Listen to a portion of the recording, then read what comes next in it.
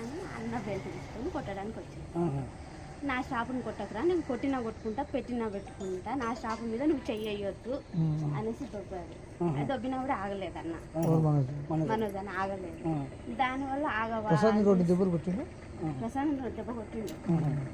అన్న సార్ ఏంటంటే కొట్టొద్దు నా షాపు, నేను భయం పెట్టుకుంటా, కొట్టకురా అన్నాడు. ఇద్దరు దానివల్ల ఇక ఆ షాపు గురించి ఏదంతా గొడవ, తండ్రి కొడుకులు నెట్టుకున్నారు. అసలు దెబ్బలు నాకు తెలిసి దెబ్బలు తగ్గలేదు, సేవ్ చేసుకున్నారు.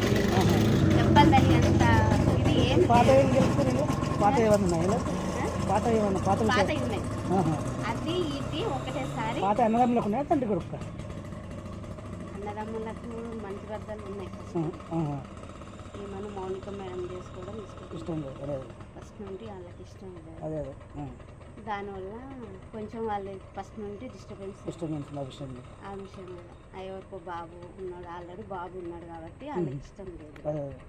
ఇంకా దానివల్ల దూరం అది జాబు వల్లనే. ప్రసాద్ జాబ్ వాడు 6 సంవత్సరాలు 4 సంవత్సరాలు ఇక్కడ హైదరాబాద్ పనిచేస్తారు సార్ దగ్గర. ఇప్పుడు ఇంట్లో ఎవరెవరు ఉన్నారు?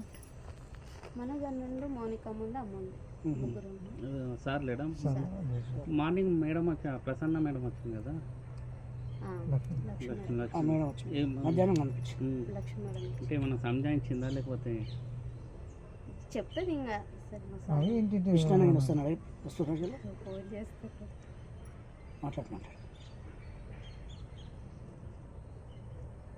అన్న నా ఫోన్ అందరి ఫోన్ హ్యాండ్ ఓవర్ చేసుకున్నాడు, కానీ నా మీద నమ్మకం ఎక్కువ. నా ఫోన్ ఒక్కటే హ్యాండ్ ఓవర్ చేసుకున్నాడు.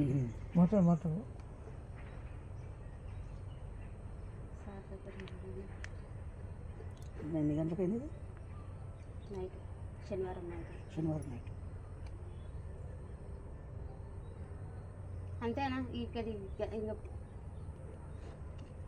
సారు ఇక్కడ ఏం జరుగుతుందో తెలుసుకోవడానికి ఫోన్ చేస్తాను. అన్న రాడు, నాకు తెలిసి మా విష్ణు అన్న రాడు.